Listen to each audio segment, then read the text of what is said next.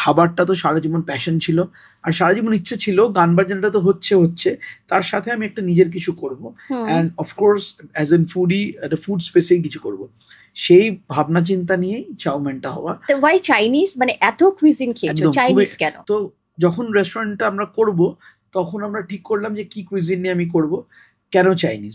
আমি ছোটবেলায় যেখানে বড় হয়েছি বালিগঞ্জে, আমি বালিগঞ্জে বড় হয়েছি, গড়চা রোড বলে একটা জায়গা।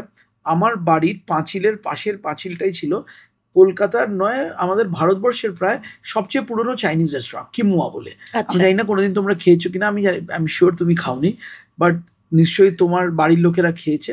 কলকাতায় কিমুয়া মানে, যদি কোনো কলকাতায় মানে তখনকার দিনে কোনো সেলিব্রিটি আসতো বাইরে থেকে, যে কেউ আসতো কিমুয়াতে একবার এসে খাবি।